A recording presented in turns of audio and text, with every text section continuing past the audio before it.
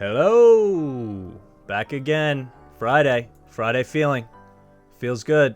A lot of football coming. UFC this weekend too. I'm hyped. Sadly, if you watched yesterday, I liked the Cardinals, but I knew. I said in yesterday's stream, you could check the VODs on Twitch or on YouTube, that it was fishy that line didn't move. I don't know if Vegas knew something, but man, what a weird finish. I'm going to go through all that. I took notes as I watched. I wanted to go live during it because it was so ridiculous, but I wanted to save it for here. Point is, I should have to record from the bathroom today. So I'm in the bathroom. If you didn't watch yesterday, Bronx Tale. I'm a mush. What do you want? This is how it is. Cardinals should have won. AJ Green's controller turned off. That's it. We have a lot to go through today, so I kind of want to dive right in. I want to go game by game. I want to break down the football slate. I want to give my first round of picks.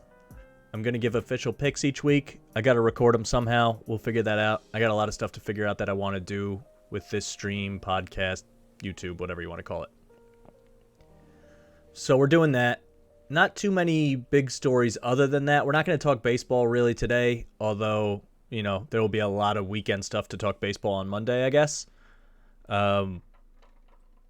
We did that on Thursday, so go back to the YouTube video if you missed it. One of the first notes I wrote down was, Oprah Winfrey is on the Packers? We're going to have to look at what that possibly means. I'll figure it out eventually. The notes make sense if you can decode them. First story, though, don't want to waste a ton of time, so let's go picture in picture. Moving to the right side today. Big changes. Trying to spruce the place up. Still got some work to do, but we're working on it. 17-year-old signs a historic footwear and apparel deal with Puma. He's a hooper. Mikey Williams, good name. Sounds like a football name. Mike Williams is a football player, so that makes sense. Mikey Williams could be baseball. I don't think basketball when I hear Mikey Williams. Has there been a Mikey in the NBA? NBA players named Mikey. I don't really know what I expected.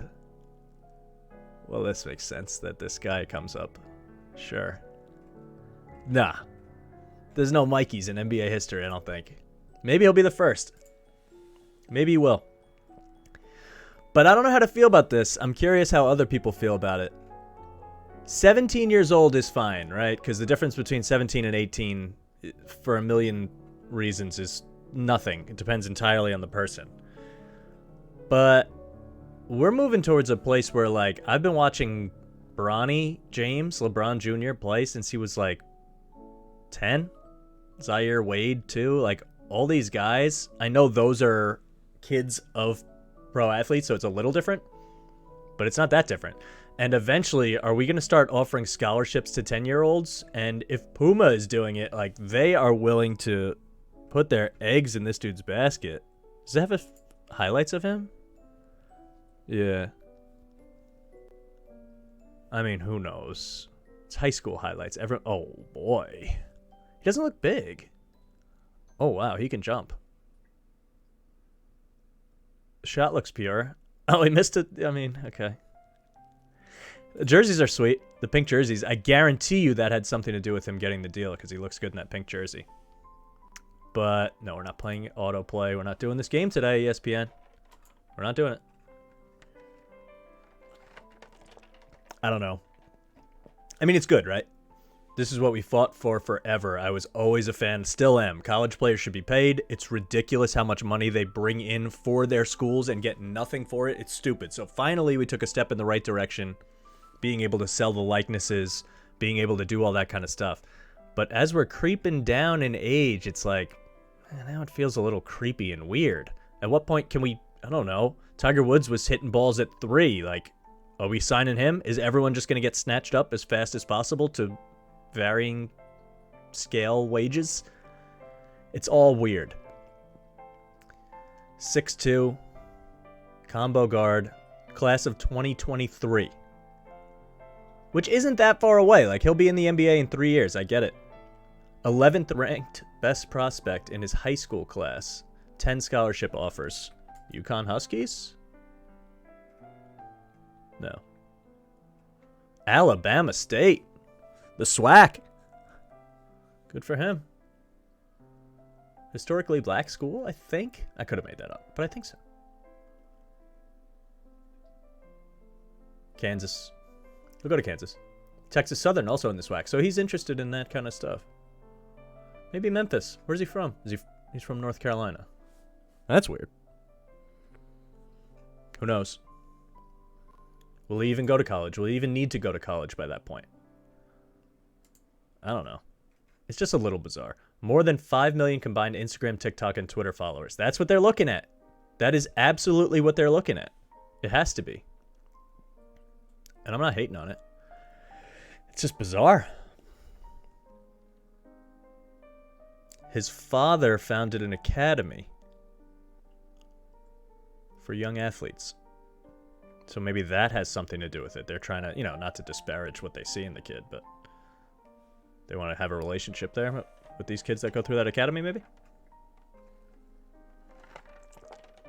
No other high school basketball athlete has done a shoe deal with a global footwear brand. I mean, I guess. Better believe LeBron had his Nike deal pretty much ready, but okay. He will join a current Puma basketball roster of 25 athletes that includes WNBA headliners such as Breanna Stewart, UConn basketball, Skylar Diggins-Smith, along with NBA players such as LaMelo Ball, Kyle Kuzma, DeAndre Ayton. Puma, up and coming. They're not Nike. They're not Adidas. They're probably battling Under Armour for that third thing, although they have Steph and the corpse of Cam Newton. Anyway, that was the only real story, I think, that I came across that demanded to be talked about. Oh, Jeff Passan. I worked with Jeff Passan once. He's a really cool guy. I met him. He's a good guy. Talking about how the chop is behind the times. I mean, yeah, it is. This is a little, I'm tired of it, but yeah, I get it. Nothing else crazy here. Let's just jump into football, huh? Okay. It's hard to even know where to begin with this Thursday night game. I want to go back to it a little bit. But I'm going to pretty much... Wait, what was I talking about with... There's a guy named Winfrey. I swear there is. Yeah, Juwan Winfrey. He had 4 catches last night. And who was the D2 player that I said was going to be good and didn't do anything? I was so wrong. Malik Taylor. And he... Yeah, didn't even get a target. Did he even see the field? Yikes. Winfrey, though. So that was the first thing I noticed. I faced Randall Cobb in fantasy football. He had 2 touchdowns. You're killing me. You are killing me. I mentioned St. Brown. He did nothing. Aaron Jones, they just dominated on the ground. But I don't want to go into the box score yet, because the play-by-play is more important. I want to bring you with me on this journey that I went through. Okay, so where did I start? The Jones touchdown that was overturned. That happened. And that began this cascade. It must have been here. No. That's too late. It must have been... I'm not sure. I'm not exactly sure where it was. But let's pick up... First of all, you could talk about replays all the time. I hate replay. I hate it. I hate it. I just have never liked replay for a couple reasons. I want to ban it from sports. Not watching replays, but reviews. We still don't get it right. We complain about it all the time. They review a thing, it's still wrong. The rules are completely ambiguous as to what we can and cannot review. Either review everything or review nothing. If you go to review a play and there's a penalty there, but you overturn the call, but you ignore the penalty, what are we doing? Awful. It takes so long. The only sports where it's okay is soccer because there's a chip in the ball, and tennis because the eagle eye does it immediately. That's the kind of stuff we need to strive for, because this is crazy. I'm not going to do this now, but I have a tirade on replay, and it's going to be every single week, so get used to it. I don't like it. I'll get back to that. Point is, they did review this one. They called his knee down or his butt down or whatever it was. They called him short, which it was so borderline. Like, is this really what the replay is for? The replay is for egregious errors. So I did think he was short. I didn't think it was a touchdown. But to overturn it just broke momentum so much. It took so long. I'd rather deal with the calls because it's still so arguable that, like, what are we doing? So anyway, we get to 4th and 1. 4th and goal from the 1 for the Packers was here. This is what we're talking about, right? Oh, this was the same drive. Yeah. Yeah, this was the same drive. This is where it all began. I mean, the game was wild up until here. Arizona comes down and scores immediately, whatever. But let's talk about this. So they call it a touchdown, which would have had Green Bay put the game away completely. Game's over if they score a touchdown. They have the touchdown. They think the game's over. They overturn it. Okay. 2nd and goal from the 1. Shall we go back to the box score? It's 2nd and goal from the 1 with a chance to put the game away. It's over if they score. These numbers don't do justice for how well they were running the football. They ran it 34 times. And these numbers are marred by a couple of times they got stuffed, especially on the goal line, and didn't go anywhere. So A.J. Dillon was running like an animal unleashed. They were giving him the ball, and he was looking for contact to hurt somebody with the ball. It was terrifying. I would have given him the ball 100 times out of 100. The announcers were even saying on 4th and 1, give Aaron Jones the ball. I'm like, why? Dillon has looked way better, fresher, bigger, stronger, and tougher throughout the whole night. Jones played great. He had a million receptions. Like, he was great. You can give him the ball. It doesn't matter. Hand it off. But on 4th and 1, or 2nd and 1, they do run it, no gain. Then they get a delay of game. You're Aaron Rodgers. I mean, who knows if it was his fault, but figure that out. That can't happen. So then you go to 3rd and goal from the 5. Rodgers makes a good play here to not get sacked. He runs around. He ducks a couple of guys. Looks like he might get in the end zone. He gets hit. He's stopped at the 1, so you're back to where you were. You have one play. You never kick a field goal. That was never a thought, because going up 6 is pointless. The Cardinals are going to drive down the field. You know what's going to happen. And they did drive down the field and could have scored, so it validates the idea to never kick a field goal here. I would never. Never. Not with a good team. If you're awful, maybe, and your defense is unbelievable and the other team's offense is awful, if there's a niche scenario, fine. But even that, score the ball, get a yard. Get a yard. You should be able to get a yard on every single play that you ever run. You should be confident that you can get a yard. And they went, first of all, they went shotgun. That is fine if you're running a spread play with a lot. Most times, I would say run the shotgun. If you have the ability to go spread with all your weapons in the game and you can have Rodgers be a threat to run it and all that kind of stuff. That's not really what they did. They just did, first of all, they didn't have any weapons. Tunyon was already hurt by that point. He tore his ACL. He's out for the season. No Adams and no Lazard and no Marquez Valdez-Scantling. So you're talking about spreading it out potentially with guys that you don't necessarily trust aside from your running backs. That's it. And Oprah Winfrey. And so they go shotgun. Jones on his right. They snap it. Play action draw, which just run the draw. It's a touchdown. Or if you're not going to do that, Rodgers keeps. He should have ran. It looked like he kind of wanted to, but then he saw a defender in his face, got a little scared, tried to get it to Cobb again, and it got batted down, and you were like, what? That was the play? It just looked ugly. Maybe it wasn't an awful play call, but it looked really bad. I would have just run it. Just line up. I'm not a fan of power formation runs at all, so this is not... Don't get used to me saying stuff like this, but the Packers were running down their throat the whole game consistently, pounding, crushing them. Give A.J. Dillon the ball with 2 tight ends in there.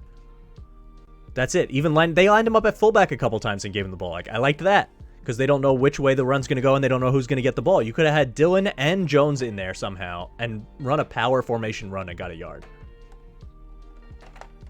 They didn't. So then, where do my notes pick up? They get the ball on the 1. They had a 3rd down here that was dicey. They got right to 3rd and 10 from the 1. Kyler to Kirk. Christian Kirk is awesome. Christian Kirk is super underrated. He was buried by Larry Fitzgerald for a while. He's buried by Hopkins now. He never has had a super chance to shine, but he's always there for them, and he was huge in this game. He had 4 receptions for 46 yards, but that doesn't tell the story. He was so good down the stretch and made big plays for them. I like him a lot. I really think on another team he could be like a really good number 2 receiver. But anyway, they get this. AJ Green makes a couple plays. AJ Green, we're going to, he's taking a lot of flack today and he deserves it, but he's been playing really well this year, which is why the final play was so weird, but we'll get back to that. Kyler fumbles, recovers. They move back to 2nd and 18. You're like, okay, this might be it. Hopkins runs back in the game. He just goes full Willis Reed, limps back onto the field. Later on, the coach said that he didn't give him permission to do it. He just grabbed his helmet and ran in. Poor receiver that was supposed to be out there. I guess Rondale Moore or something. Just get off the field. I'm playing now. Chase Edmonds makes some big plays. Anyway, they get to the 18. 1st and 10 from the 18. Kyler Murray, right end. He ran it for 9. 2nd and goal from the 1. He runs again. I hated this play. You want to run the clock because you don't want to give Rodgers the ball back, but I didn't like this. I would have taken a shot to the end zone earlier, but they get the yard. It's 1st and goal, and none of it matters because the clock didn't really come into play. I mean, it did a little bit. They took a timeout here with 15 seconds left, but they knew they had 3 plays and then the field goal if necessary in that. It was before the 15 seconds, but that was already after the 1st down. So they have 2nd and 3rd down. You can run 2 plays in 15 seconds and still have time for a field goal. It wasn't great clock management, but it was fine. And then Kyler drops back. First of all, there was a play on this drive. I can't remember exactly where it was, but the Packers were getting killed. They were ripping down the field, and there was a total fake injury. I wish I knew who the player was, but Edmonds gashed them towards the end of the game. It must have been here, the 22-yard play. Black. Henry Black, I think his name is. I don't know. But, yeah. He goes down, and you're like, okay. They didn't have any timeouts. The refs have to call a timeout. And it just got them a free timeout. You could even see... Kyler Murray mouth to Christian Kirk. They're like walking next to each other. He's like, what happened? And Kirk is just laughing, and it just seemed like a total fake-a-roni. I don't know, maybe not, but that was weird. And also, this 1st down play, that gets lost in all this, too. Before we even get to the A.J. Green thing, this was not a 1st down. It wasn't even close to a 1st down. I want to see if I could find it. It was a phantom 1st down.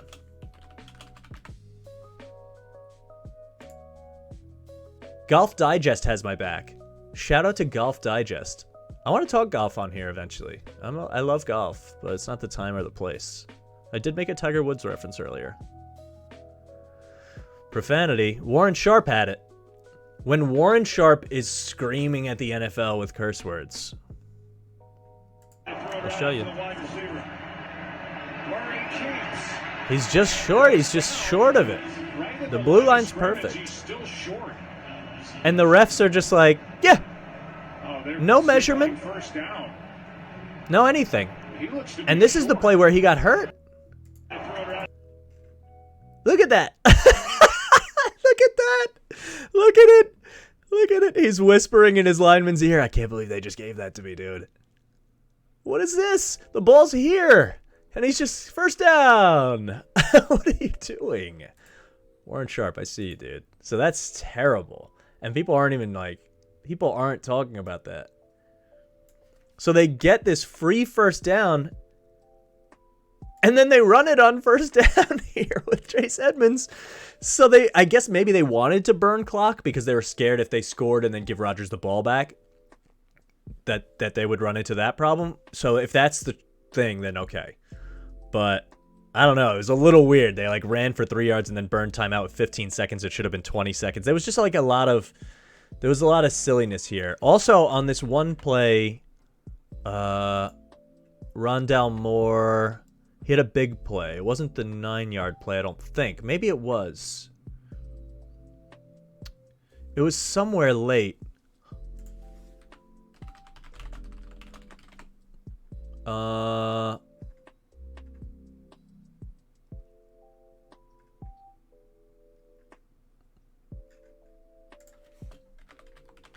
I wish I had this prepared. I should have. But it was disgusting. Someone has to have it. Let's go to Twitter. He made a cut up the field where you're like, this guy, why isn't he getting the ball every play? He just left someone in the dust. He hit the stick on the controller. Madden players get it. He juked.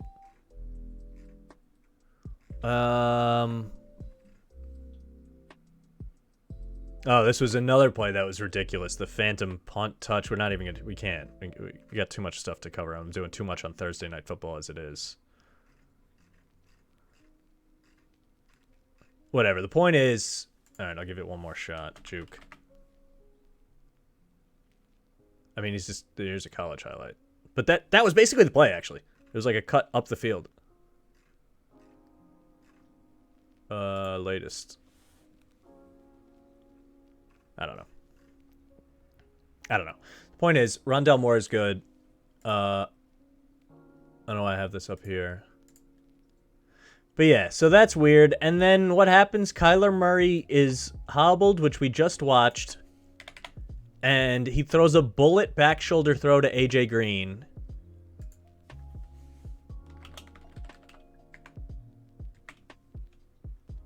I mean, look at that. Look at this. Look at this. What is this? What is this? He's looking nowhere close to where the ball is. This guy's just intercepting it and winning the game. Did he hear a whistle? Was there miscommunication? Did he think the play was supposed to go to the other side? I don't even understand that. Was he blocking because he thought it was a run? But that would be a penalty if he's blocking all the way that far down the field without the ball already being handed off. I don't understand what happened. It's very odd. It's basically the LeBron, J.R. Smith, what are you doing? Someone did it. I know someone did it. But it's this. It's this. But it's Kyler and AJ Green. There's no explanation for it. It should have been a touchdown. It was a perfect, literally perfect back shoulder throw that just was made to look terrible. So he throws a bullet on a hobbled leg. They should win the game and go 8-0, and instead, Packers come away with a victory. Weird. What is happening while I'm watching this? Just a bizarre, I don't know. It's all very bizarre. Packers are 33-7 over the last 40, which I think is the best in the NFL. I was listening to someone that said that today. That's crazy. That's crazy. Their rushing attack is really good, Arizona, and it just did nothing today. Look at that. Yeah, and people still don't like the Packers. And then Aaron Rodgers still doesn't like the Packers. Like, what more does he want? They're 7-1. They have a good team. They have a superstar receiver. Their ownership is like, he might have issues with them, but they're not Dan Snyder horrible, you know? They're always competitive. It's just weird. Are we leading to a place where Rodgers just goes back there and signs a deal? I don't know. That would be funny if all this happened, all the talk about Rodgers leaving, and then doesn't happen. Before we get to this week's games, which I want to do quickly because I did too much time on a game that everyone already watched. But it was wild. Roger Goodell, there was a report yesterday, right before Thursday Night Football, the NFL snuck it in so we could bury it. Everyone would talk about AJ Green being a moron. Maybe Goodell paid AJ Green to cover this up by just not knowing what to do on the last play. Because Roger Goodell made $128 million over the last 2 years. That was the report. $128 million. I'm not a fan of his. I hate how he doesn't come down on criminals, and I just hate everything about him. He just seems like a money-hungry, not a well-spoken guy. I just don't like him. The bigger problem is there's a lot going on with the Washington football team right now, and they're being investigated for this and that. I mentioned Dan Snyder's a terrible owner, etc. He refuses to release the Washington football team reports to the public. And disgusting things are apparently happening in that franchise, which shouldn't shock anyone because Dan Snyder's a terrible owner. And he cited that he thinks the victims need to remain anonymous. That was his reason. And the victims were literally their lawyer, their collective lawyer, want it released. They said, no, release it. And he's like, no, we got to protect the victims. Like, what? He's protecting the slimeball owners. Don't get that twisted. So that is his job. It is literally his job to protect the shield, to be the shield, and to protect the ownership. But at some point, just, you got to be a better person, right? And I hate it. But until people stop watching the league, and I'm as guilty as anyone, we're talking about it now, I love it. I don't know what happens. You got to change the channel, or else nothing's going to change. Ryan Russillo podcast said it really well today. I wrote it down. He said, the NFL is tobacco with better hoodies, which is hilarious. It's a good take. It's just bad. It's bad all around. It's bad for you. It's a disgusting business, but we love it, and we just keep buying it and eating it up. It's interesting. So if anyone at the NFL front offices sees this, leak the docs. Leak them. It'd be cool. We need a NFL whistleblower. That's what we need. All right. Let's do picks. I want to go through all the games, and I'll try to do that quicker so we're not here for 8 hours. I'm going to through every one. I'm in a pool where we pick all our games. I made my picks already. And then I want to give my actual picks on what I will be and what I recommend betting. The fun of that is if we win, fun. And if we don't, I understand I'm a mush, so we might get some entertainment value out of how they lose. Something wild usually happens on my Sundays. And I'm not going to stream on the weekends for now. Maybe we will if there's big games on and I do a companion or something. But we'll definitely be back Monday to, tally all this up. So we'll see. I'll make picks on every game. And then we'll do the mush picks of the week, which you can either side with or fade. Both fun, and I hope you win either way. And then quickly at the end, I want to do UFC. UFC pay-per-view tomorrow. It's in Abu Dhabi. It's a daytime pay-per-view, which is fun. I like it. I don't hate it. No crowd, though, I don't think. So, yeah, we'll make picks on that, and we'll go through at least the main card. But let's get to football. We'll talk about the good games first. We'll just go down the list in order. This is not a good game. This is not a good game, although it might be on our betting slate. Miami Buffalo is just, yeah. San Francisco Chicago, not good. Pittsburgh Cleveland, not great. Philly Detroit, not great. Tennessee Indy, this is going to be a sneaky good game. We're going to go through all of them, but I just want to point out which ones I think are interesting. And this one, something about this game. Division game. Indy is not as bad as you think. Titans probably not as good as you think. Coming off 2 huge wins. It's a letdown spot, maybe? I don't know. Jets can't win. Rams play Houston. A lot of ugly games, but New England and the Chargers. That's good. Pats Chargers. That's an afternoon game. The only 1 o'clock game that's worth watching might be, I guess Cleveland needs to beat Pittsburgh in a divisional game, but that's not going to be good football. It's Tennessee Indy. That's what everyone's going to be watching at 1 o'clock. Who knew? Who knew? If you told me the day after Tennessee lost to the Jets that we would all be huddled around the television, week 8, watching Titans Colts, Carson Wentz, I would not have believed you. But here we are. Sneakily, Cincinnati at the Jets might be better to watch because Cincinnati's clicking and Burrow might drop 50 on them. But anyway, afternoon is a little bit better, I guess. You got the Pats and the Chargers. Jacksonville, Seattle, terrible. Washington, Denver, terrible. Tampa, New Orleans is a good game. That'll be the game of the week on Fox. That'll be a national game. And then I like the night game a lot. Dallas, Minnesota. It's interesting. It's interesting. I have a lean for that. And then we don't have to talk too much about Monday. I'll be back on Monday doing a stream, so we'll talk about that then, but I guess we can include it. Yeah, we'll see. So let's go through the picks with spreads.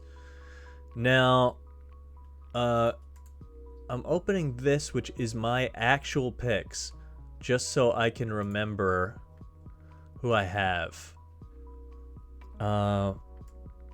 So I have this here, but I want to go through the Vegas odds so we get up to the moment stuff. So I'll refresh this. Vegas Insider usually pretty on the money. Updated at 5:28 p.m., which is 2 minutes ago. So, I guess we'll just go from top to bottom and break them all down. Miami, Buffalo. Buffalo's way better. There's nothing to see here. Miami's season is in disarray. I don't know why. I thought they were going to be better than they are. They're not. The Bills are starting to click. They beat the Chiefs. They had a bye week. Was the bye week after the Chiefs game, or did they play another game after that? They lost. Oh, right. They lost to the Titans on that last-minute play where Josh Allen falls down. This is why I think the Bills are the play. Normally, I might think that the Dolphins are the play in this game, which is bizarre, I acknowledge. And it's a 14-point spread, so everyone knows that these teams are far apart. But I like Miami in one way, plus the 14, if you can get it there, because kitchen sink game. They're going to throw this whole season. I mean, the season's already pretty dead, but they're 1-6. And you got to at least show some fight. You got to show something. Flores could be fired if they get blown out by 50 here. I don't know if he will because they went 10-6 last year, I think, but it's bad, and I just see them doing something. They're going to do something weird. Jalen Waddle throws a 50-yard touchdown. I don't know what's going to happen, but something might happen. So I don't know what it is, but I'm a little worried. But I like the Bills because the Bills are going to win. I think I'm going to take the points in like some kind of weird, why is this game close in the fourth quarter, and then the Bills win by 10 but don't cover. I can see that. I don't see the Bills losing only because they're off a bye week and they're coming off of that Tennessee loss. If they were coming off the win against the Chiefs, I would think maybe this is a year flat moment against a team that's going to try their hardest. But I don't see that. We don't have to break down a lot of stats on Bills versus Dolphins. The Bills are going to throw the ball all over the yard. I don't know what the Dolphins are going to do about it, but I just see fake punt. I don't know, like weird stuff's going to happen for Miami. Onside kick when you don't expect. I don't know. This is a game where you're like, we're 1-6. We thought we would be 4-3. And if we are truly that 4-3 team that we thought we were, they are who we thought they were, then you gotta do something here. Flores has to show a pulse. So, Carolina, Atlanta. Here's my thing with Carolina, Atlanta. And you'll hear me go back to this pretty often. The spread is Atlanta -3, which tells me that these teams are the same, right? All I need to know about Atlanta is that if they win, they will have tried to lose. They try so hard to lose. They try to blow every single game. You can get caught up in the matchups here. You can get caught up with Ridley down the field, Pitts over the middle. Cordarrelle Patterson's been good. They're dynamic. None of it matters. Every single week, they try to blow the game. Herm Edwards remix. They really try. Last week, they had it wrapped against the Dolphins. They did not cover 3. They won by 7 against the Jets. They turned it over 1,000,000 times. They lost to Washington. They beat the Giants by 3, and the Giants played horrible in that game. They lost by 26 to the Eagles. The Panthers are the better team here to me, and I get what Vegas is doing, making it 3, but I just trust that if Atlanta doesn't blow it fully and lose, that they will try to lose and might win on a field goal late. So give me the points. I don't know. It's not a game to bet or care about or watch. I guess there's some fantasy implication in there, but Atlanta will try to blow it. We all know it. It'll be 12:55, and we're like, oh, God, is Atlanta going to win? It's actually fun, but unless you're a Falcons fan. Philly, Detroit. Now, this is a take that I have literally all the time, and it works really well. And it's the same thing I talked about on the first inaugural stream and YouTube video, where last week Sam Darnold was a road favorite in the NFL. Here you go. Jalen Hurts. I know Detroit's really bad. I know they are bad. But Jalen Hurts is a 3.5-point road favorite. You had to give him the hook, too. 3.5-point road favorite. Why? I cannot. I can't take that. It's not a game I would bet. Where am I? Eagles. It's not a game I would bet, but Detroit seems more feisty than 0-7, and the Eagles seem less feisty than 2-5. Miles Sanders not playing. I don't know. Swift is good. Hawkinson is good. Armon St. Brown, who we learned yesterday is the brother of Equimenius St. Brown, who had a catch maybe last night for the Packers. It's not a vote of confidence for the Lions. It's just, I'm not taking Jalen Hurts as a 3.5-point road favorite. If he gets a road win, Eagles fans would be psyched, and Sirianni would be given crying speeches for winning. I'm not doing it. So I don't like that. Tennessee, Indy. Let's get to the real game. Stop talking about this nonsense. Here's the weird thing about Tennessee, Indy. Julio Jones out. Not playing. I don't know why. I guess he hurt his hammy again. I have him in fantasy too. It's like, why did I do this? He was sitting there late in the draft, and I'm like, it's Julio Jones. He's just, he's going to have a hamstring injury the whole year. Why did I do that? But he's not playing. A.J. Brown should tear them up. But Derrick Henry versus Jonathan Taylor, right? That's what this is. But here's what's weird about this game. What did it open as?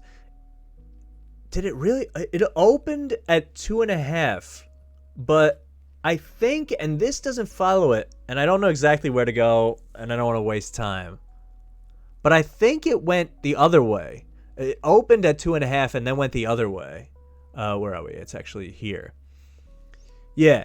And then it was 1 at some point. I know for a fact it was 1. It might be lower. In fact, in my pool, it's +1 in my pool, which is generally like these spreads get put out right away. And if anyone in my pool is watching, congratulations, you know my picks now. If you're lucky, you'll follow them or fade them. I'm a mush. But so this at some point was +1 somewhere, right? I acknowledge that this is a little bit of a silly spread. But that means it's moved really far to the point where it's Colts -2.5. Julio not playing. It's just like these teams are about even. I think a lot of people are going to be betting the Titans here. They saw them beat everybody. They beat the Chiefs and they beat the Bills. But something scares me about this game. To me, it's not a game to bet. It's just a game to watch and enjoy. I don't know what's going to happen. If Tennessee comes out and Derrick Henry runs for 300 yards and A.J. Brown catches 2 50-yard passes, they can definitely beat Carson Wentz. They can. But I do think Indy is better than they get credit for. And I don't know, the spread seems so fishy that this is what I should have done last night, is take the Packers because I thought the spread was fishy. And that's what I think I should probably do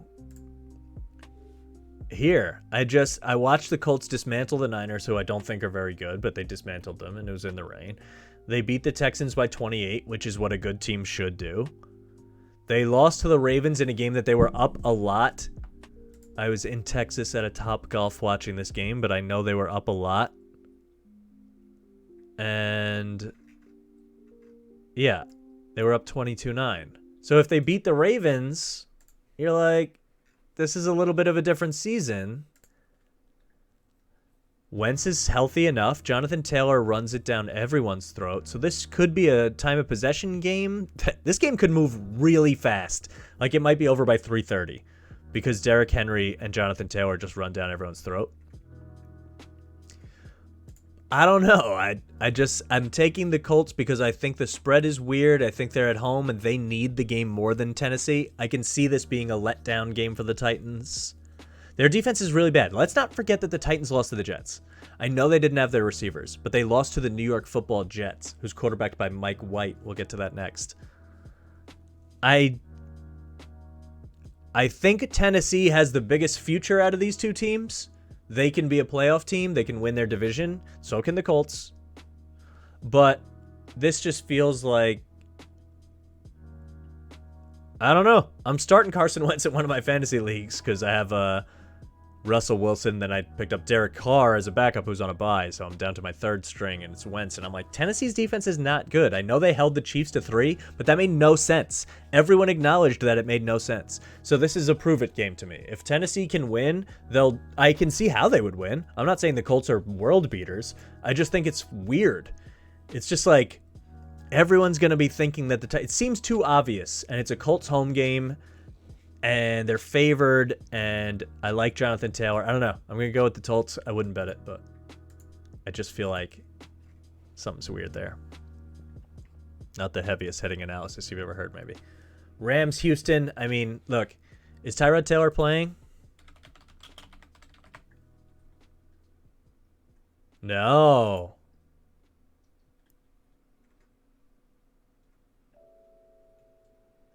Can we not? Oh, wow. I thought he was.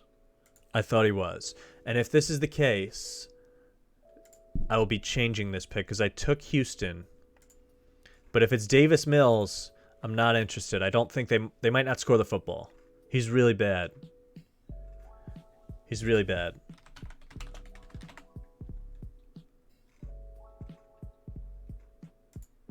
Let's see. Huh. 5 touchdowns, 7 picks. Terrible. Completion percentage is higher because they're down by 100 when they play. The point is, I can't take Davis Mills. I would have liked Tyrod Taylor to lead them to be a little feistier. I actually liked them to cover, but now not a chance. Not a chance. Give me the Rams. Aaron Donald might eat him for lunch, knock him out of the game. Who's the third string?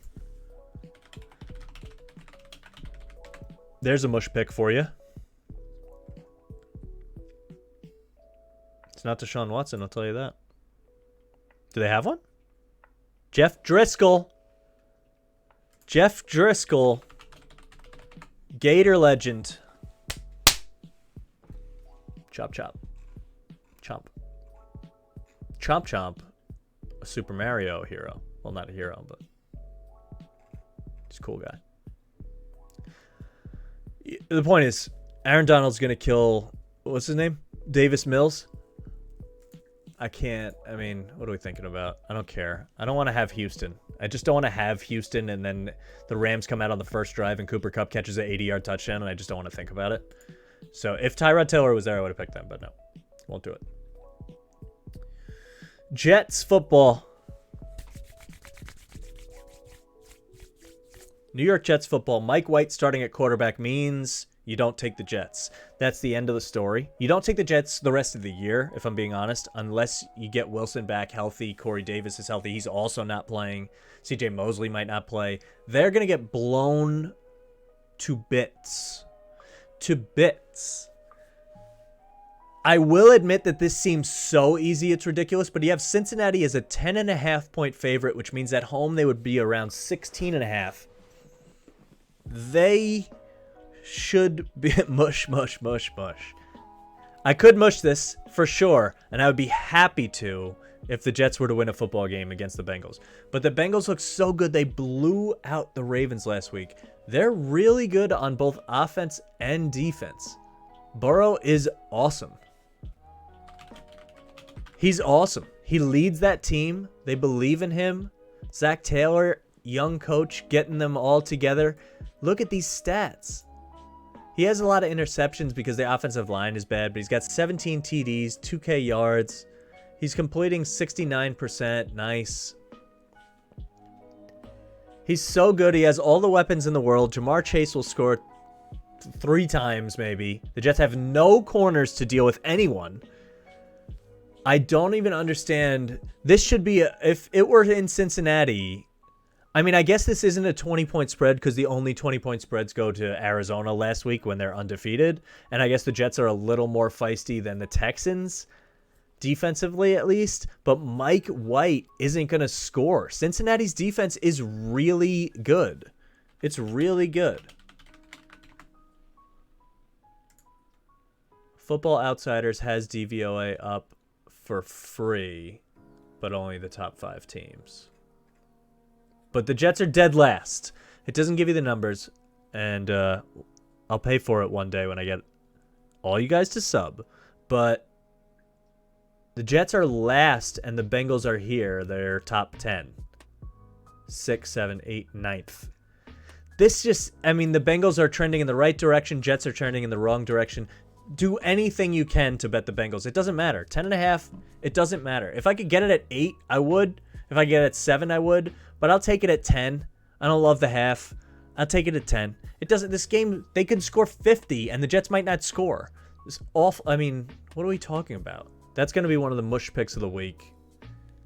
If you hate it, or if you liked it and now you hate it because I'm a mush, I'm sorry.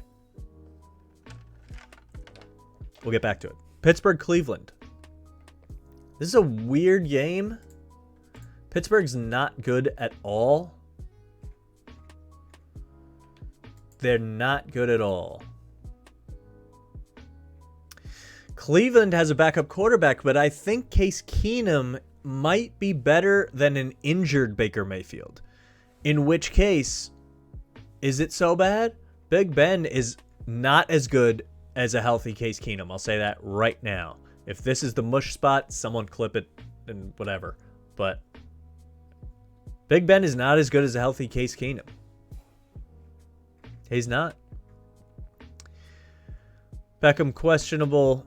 Eric Ebron hurt. There's no major injuries here. This could be a close game. It's a divisional game. Pittsburgh's defense is definitely still good. And sometimes Deontay Johnson breaks free for a 50-yard touchdown or Claypool makes a big catch or something. But I still think the Browns are better. Chubb is back. They just run it. They control the game. Keenum does enough. I don't see why they wouldn't win. I think I took them. I took them minus the 3.5. I don't feel great about it, but it won't shock me if they win by 6 at all. At all. I just can't 3-3 for the Steelers is wild. Like, they shouldn't be 3-3, and the Browns are a little bit better than 4-3 probably. Browns, here's all you need to know. The Browns are probably a playoff team if healthy, which they aren't. I get it, but still. And the Steelers are just, to me, they're imploded bad. Like, I don't think they're good at all. I don't trust Big Ben at all. I don't want to ride anything on Big Ben. This isn't a game I would bet, but I'm not betting. I'm not even in a pool, like an office pool or whatever, like I'm doing. I don't want to root for Pittsburgh. Also, he's an alleged rapist, so there's that. San Francisco, Chicago. Here is one that I wish I had the balls to bet.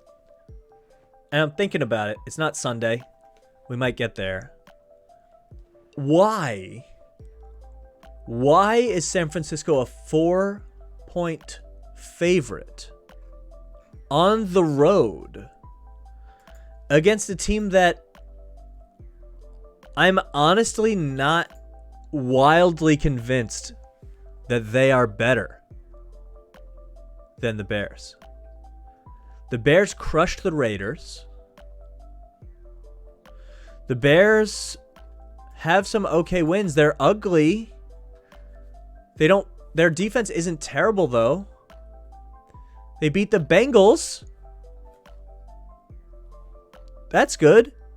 They lost to the Rams by 20 and on the road. That happens. They lost to the Browns. They got it run down their throat. They beat the Raiders. They took care of business against the Lions, which isn't saying much, but still. They got smashed by the Bucs. Is that what it is? They lost to the Bucs and Packers in consecutive weeks, but so what? The Packers killed the Niners too, and the Bucs would destroy the Niners. So why? I don't get this spread in any way.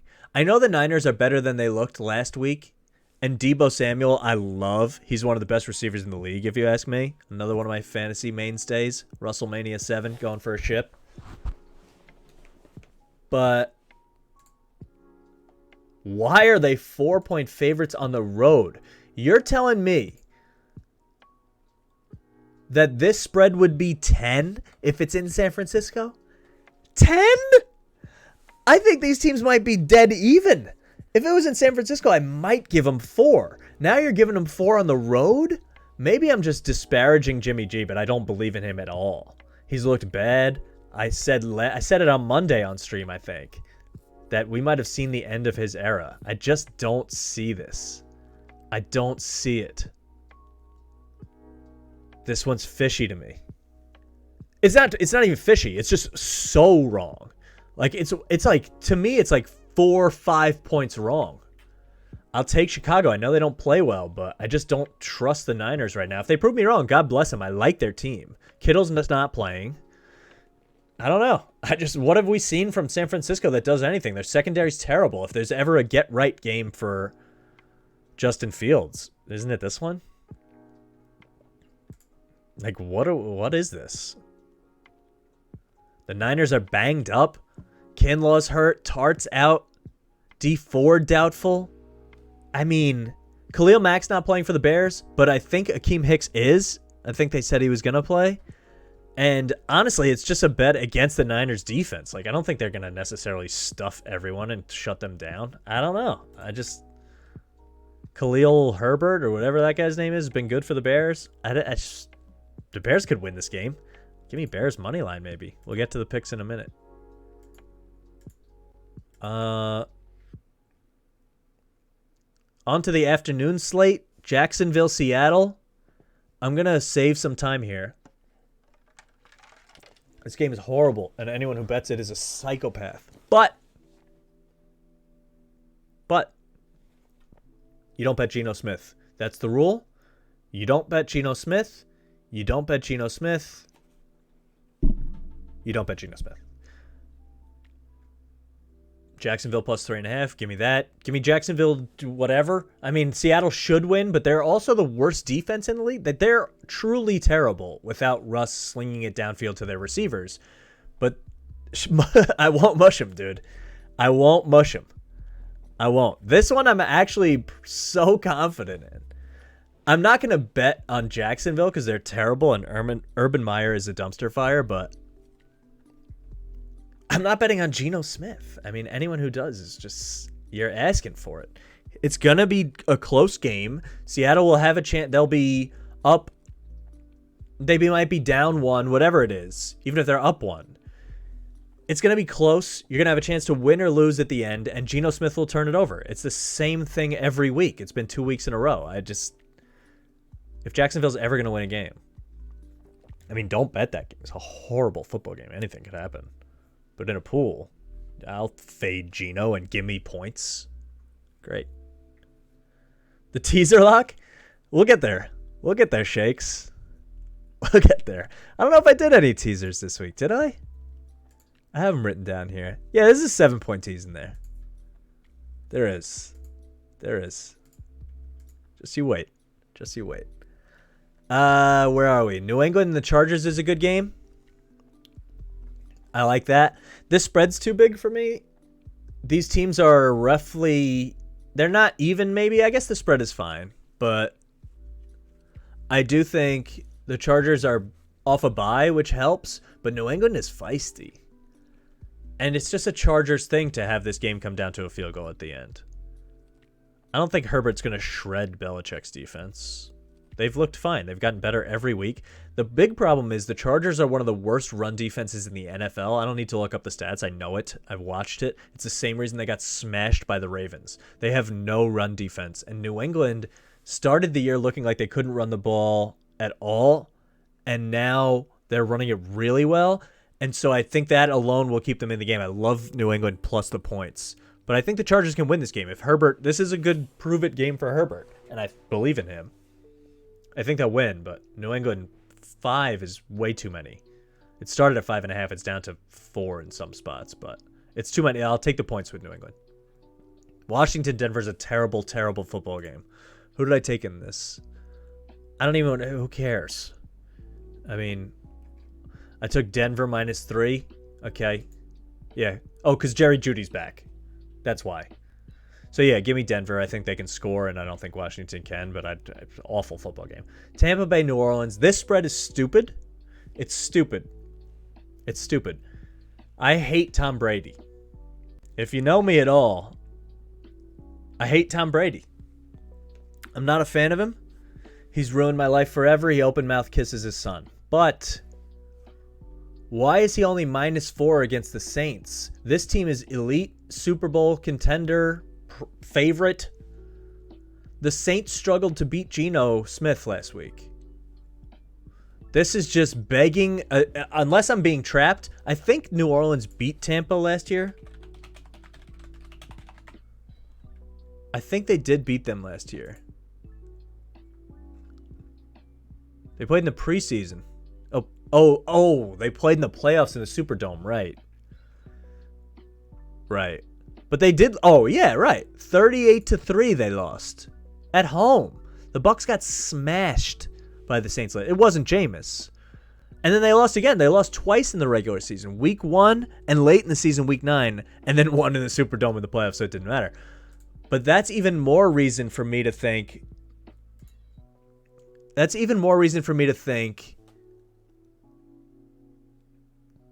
Tom Brady, of all people, he's going to be out for blood.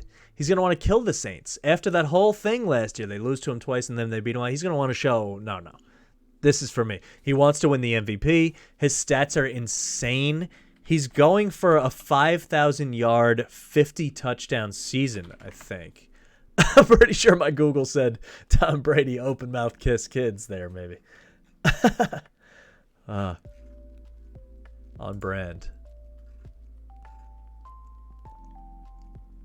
He's 44. He has 2275, 21 touches, and 3 picks. He might have 50 touchdowns and 5,000 yards. I know it's an extra game, but come on. Why are we taking the Saints? What makes you want to take the Saints? Because Alvin Kamara's good? The only downside to Tampa is that Brady's the GOAT. You either bet Brady or don't bet the game ever. Always my rule. Agreed. That's fair. I've been burned by him enough.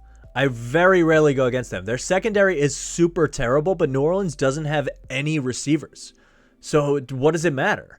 They're not going to. Marquez Callaway might do something. You only have to worry about Kamara. And if you can take Kamara out, I think Levante David is back for Tampa. I mean, check it out before Sunday, I guess. But that will help them stop the run. I don't love the laying 4 only because of the history between those two teams' division game. But even so, like, Tampa's way better. You get Tampa on the money line, you take it.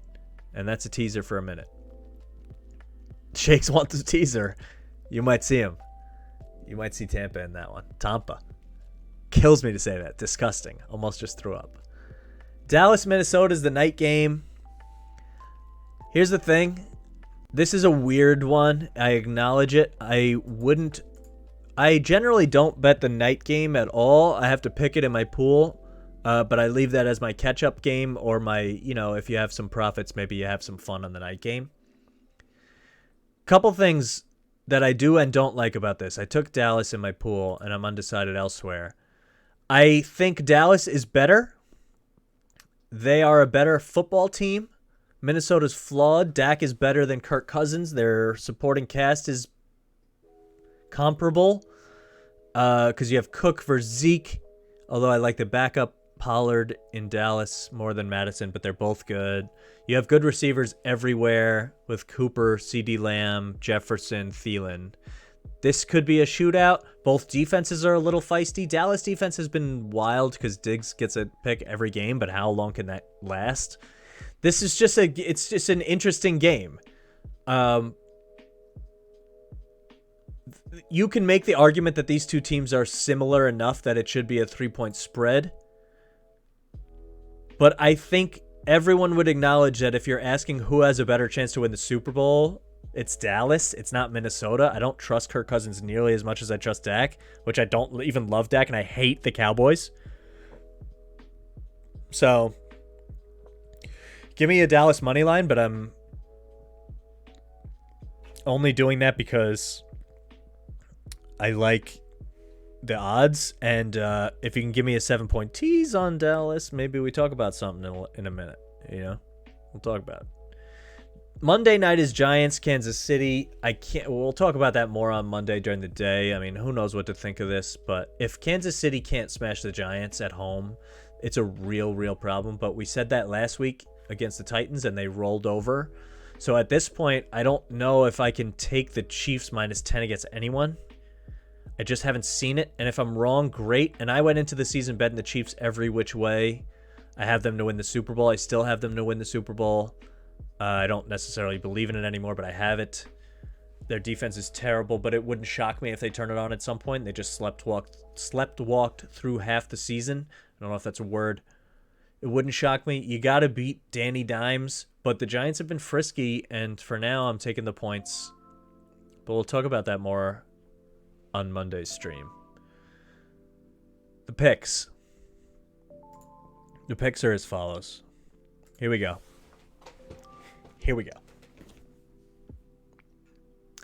I like a parlay of money lines between the Bengals against the Jets, the Rams against Houston and the quarterback whose name I can't remember, Davis Mills, and the Bills against Miami because they're coming off the bye week. Huge favorites.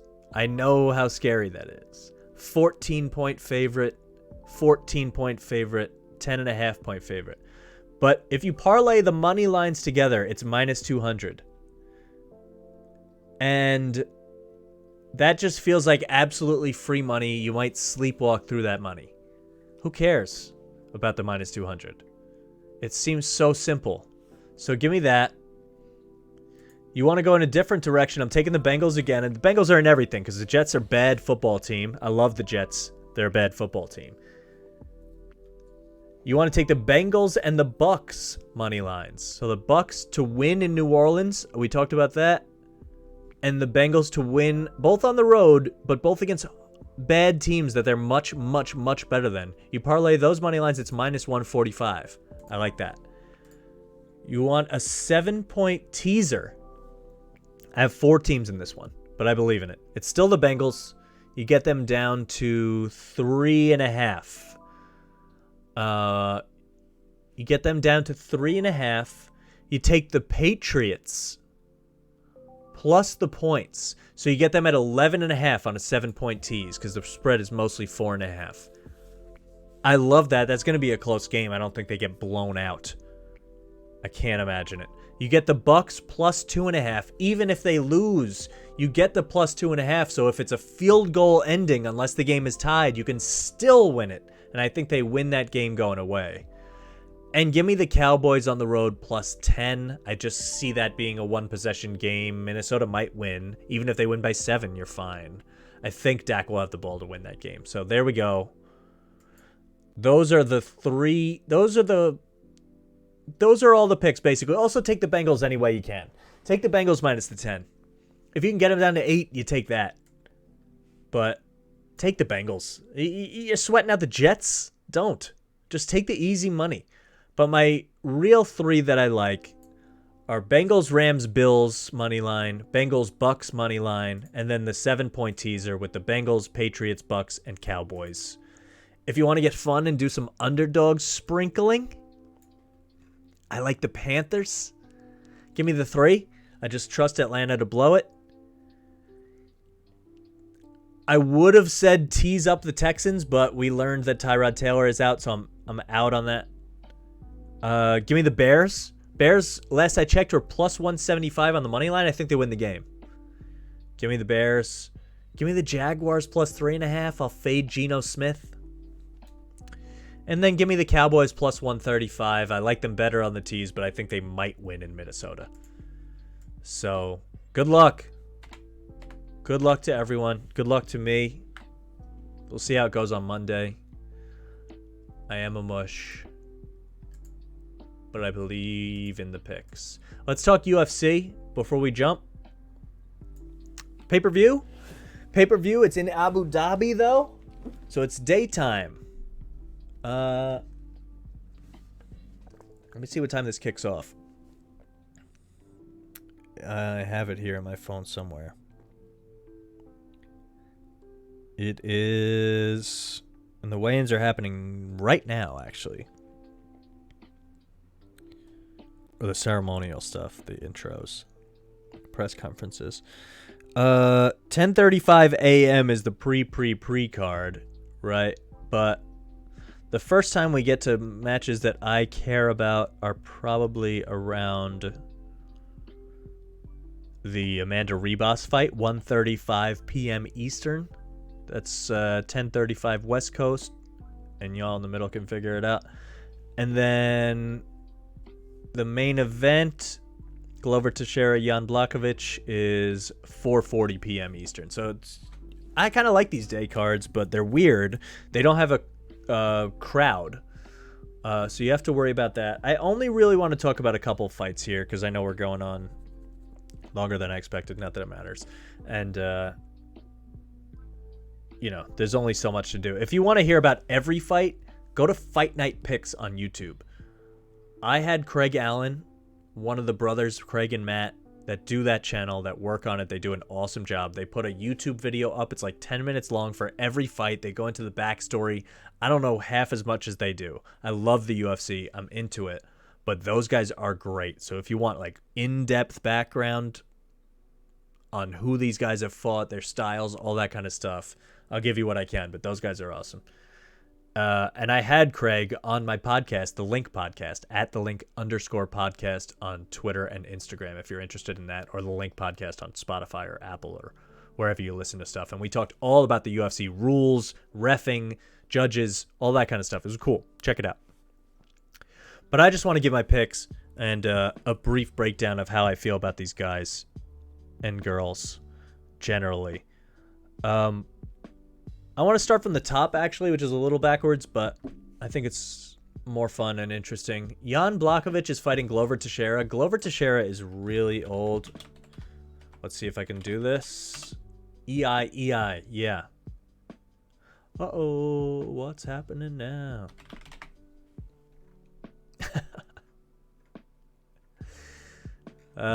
His wiki should have his fights. I won't do this for all the fights, but for the main event, we should. He beat Thiago Santos, who I think is coming back strong. Win all the yeah, exactly. Win all the UFC to afford the losses in the NFL. Easy peasy. You're absolutely right, Shakes. I can't argue this. It happens to me all the time. I crush UFC. I feel like I have a good feel for it. I put the money on the NFL, and I go home without any money when I had some the night before, and it's a bummer. Glover Teixeira has beat Thiago Santos, who has come back well and just won his last fight against Johnny Walker, but, you know, injury-prone older guy. Anthony Smith, Kutalaba, who's way smaller than him. This is just, he lost to Corey Anderson, who John Vellante beat, for what it's worth. Love John. MacArthur guy. Same high school. This feels like we're giving Glover Teixeira the title shot that he definitely deserves. He's an older guy. He's 42 years old. And Jan is actually waiting for someone else who's a really, truly big contender to come around to challenge him. And this just feels like, well, we have no one else to put him up against. So give Glover the fight, feed him to Jan, and then we just move on and find the next thing for Jan when it makes sense. He beat Adesanya, who like is way smaller than him, but Jan knew what to do when he was way smaller than him. So what's the problem there? He took him down, he laid on him and beat him up. He beat Dom Reyes, he beat Corey Anderson, who Glover lost to. He beat Jacare Souza, he beat Luke Rockhold. He lost to Thiago Santos, who did lose to Glover, but this was 2019. Well, yeah, that is weird. But Thiago Santos is good. He beat Jared Cannonier. He beat Jimmy Manoa. He beat guys that can really strike with him. Glover cannot strike with him. This is going to be Glover trying to make this fight ugly, push him up against the cage, beat him up, maybe take him down, work him on the ground. I just don't get it. Jan is bigger, stronger, younger. He's 38.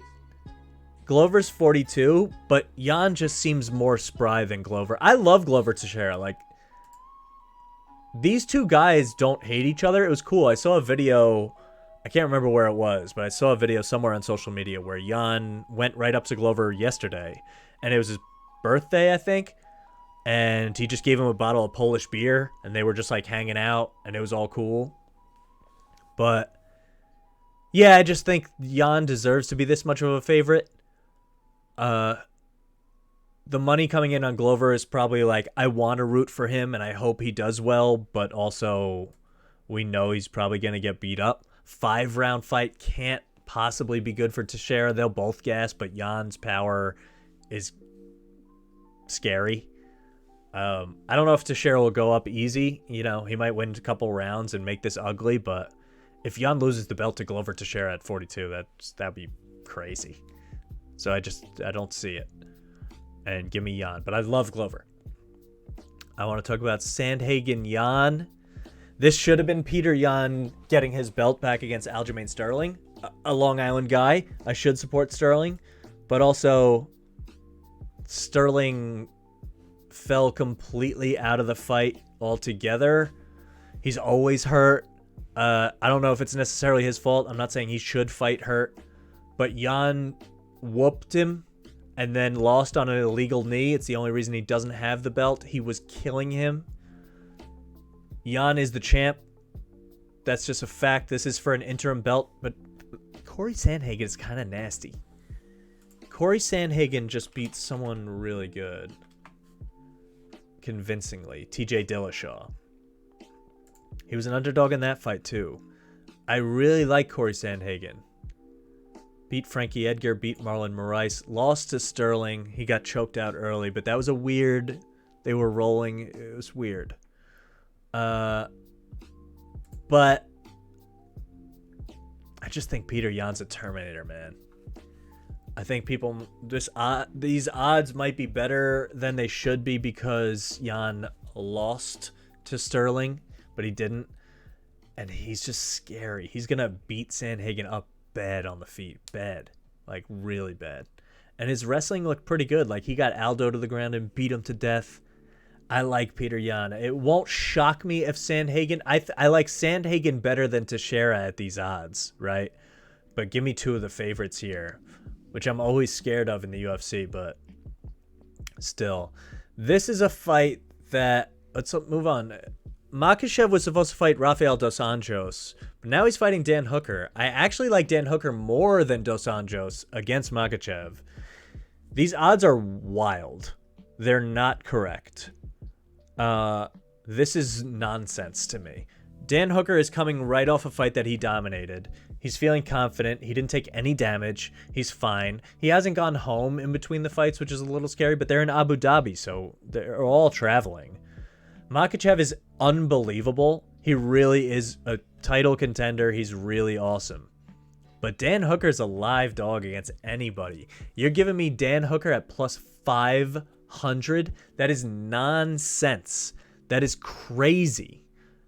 It's so crazy. He's going to compete. And Islam could come in for a takedown, and Hooker could hit him with a knee coming up. I don't know if it'll be that simple, but this is silliness to me. This should be, if at most, plus 300. You give me 5? Nah. I like Dan Hooker, man. I like Makhachev, too. He might win the title eventually, but plus 500, these odds are wrong. Only a couple more fights I want to talk about. Alexander Volkov, Marcin Tybura. Here's the thing. Who has Marcin Tybura beaten in the UFC? He beat Greg Hardy, maybe? Yeah. He beat Walt Harris. He beat Ben Rothwell. Wild swinging heavyweights that have knockout power but aren't great. Sergey Spivak. He lost to Augusto Sakai, who I think is better than a lot of these people. He beat Stefan Struve, who's a million feet tall, who somehow beat Stipe, which is ridiculous. Lost to Derek Lewis, lost to Verdum. When Tybura got up here and faced Arlovsky, Verdum, Lewis, and Struve, like, this was his run where people were like, oh, Marcin Tybura is good. And then he lost a bunch of those fights. Lost to Sakai again. He was down. He went back down the rankings. Faced Spivak, Bent Rothwell, Hardy, Harris. He's on a winning streak, but what does that mean when you're facing Volkov, who I think is actually very good? I like his style.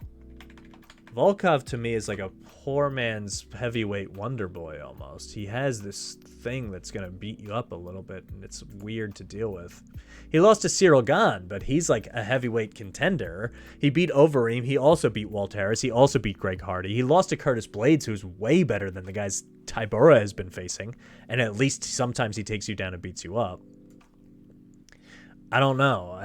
He beat all the same guys that Tybura has beaten, and yet the odds are not wildly crazy. Give me Volkov minus 300. I just think he stands on the out. Tybura's only chance is to get him up against the cage, dirty box, and maybe beat. He's not going to knock him out.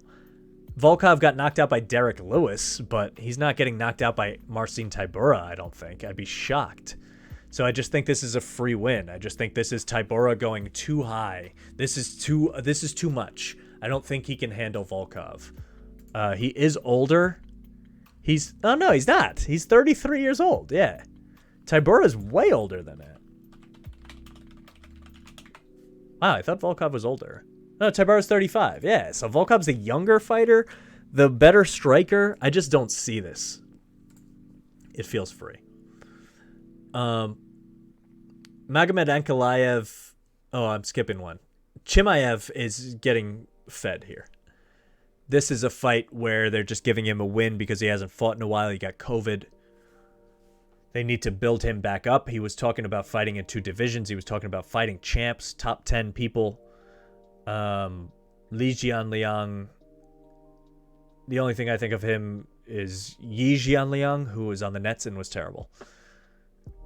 Chimaev is going to eat him alive, I think. To me, this is just the UFC feeding him a win so we can put him on a pay-per-view card, build the buzz back up, and get him a better fight next time. No disrespect to Lee, but yeah, this feels free, but the odds are terrible, so I don't know if you're actually gaining anything. And then Ankalaev against Ozdemir. Ozdemir is just done,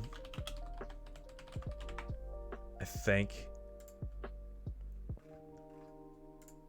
I don't know if this is the guy you want. I mean, he's 32, but his best days have to be behind him. That knockout to Yuri, not good. He beat Ilir Latifi, but, I mean, Alexander Rakic is a good win. But he had lost 3 before that against real competition. See, the problem is, Ozdemir has gotten up to the top competition and lost to them. I do respect that. I do. And Magomed Ankalaev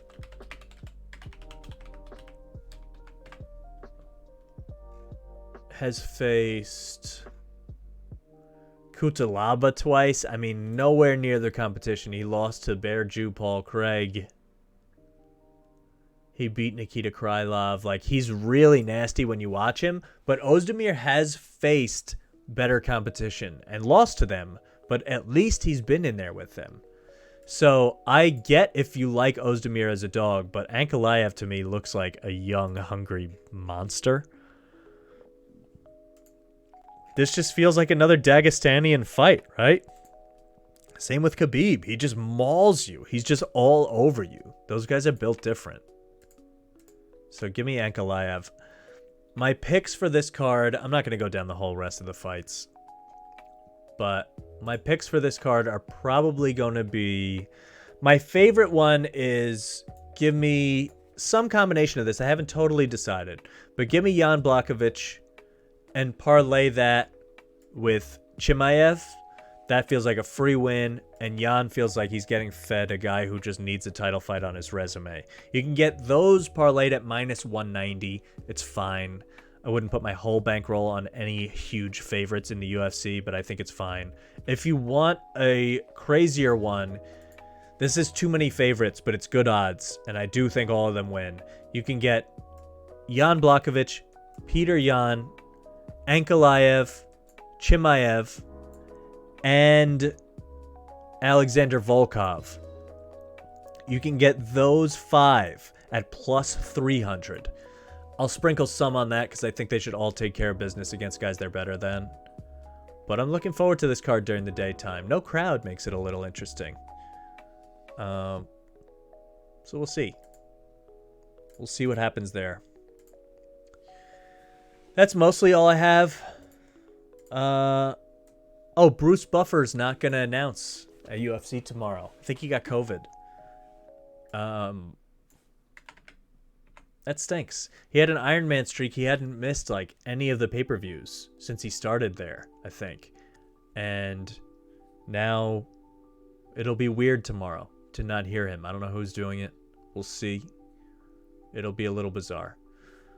Also, Jake Paul announced another fight today against Tommy Fury, who's Tyson Fury's half-brother. I love Tyson Fury. I could talk a lot about that heavyweight fight where he just defended. But another day. I'm not sure what to make of this Jake Paul fight, but I am here for the lower promotion celebrity boxing stuff. I'm here for it. I like it. It's more eyes on a sport that I love. I love boxing. I don't want boxing to die in any capacity, so I'll take it. We're talking about boxing. I don't care how people are talking about boxing. It's fun to try to break down how these amateurs are doing. You know, we could talk more about that as it comes up, but it's interesting. Why hate on it? Just because you don't like Jake Paul doesn't mean anything. I think it's good for the sport. So I'm in on that. That's pretty much a wrap. Gave you a bunch of picks. Hopefully they work out well. If they don't, I'm a mush, and this is what you get. Hopefully it's at least entertaining. Follow on Twitter and Instagram at Mike Mush Sports. Follow on Twitch. Hit the notification bell so you know when I'm going live. It should be roughly 5 p.m. Eastern every weekday. We might fluctuate a little bit. Maybe we'll throw in some late streams, reaction stuff. Who knows? Follow on YouTube. The VODs will go up there after the Twitch streams. Mike Mush Sports. Search that on YouTube. You'll find it. Subscribe on there. Hit the noti bell on there. Comment. Join the chat. I love to hear from you. Tell the girls I said hi for a special chatter. And that's it. I hope you enjoyed it. I hope you don't lose a ton of money. I hope you enjoy your weekend.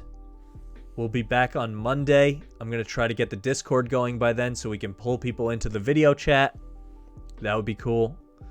If nothing else, we'll do audio chat, so it would be like we get some sports callers, basically. I'm going to try to set that up. I want to get some animated intros and outros. We're working on everything, working on camera stuff, working on sound, lighting, decoration, a lot of it. We're going to improve. Stick with it. I'll see you then. Peace out.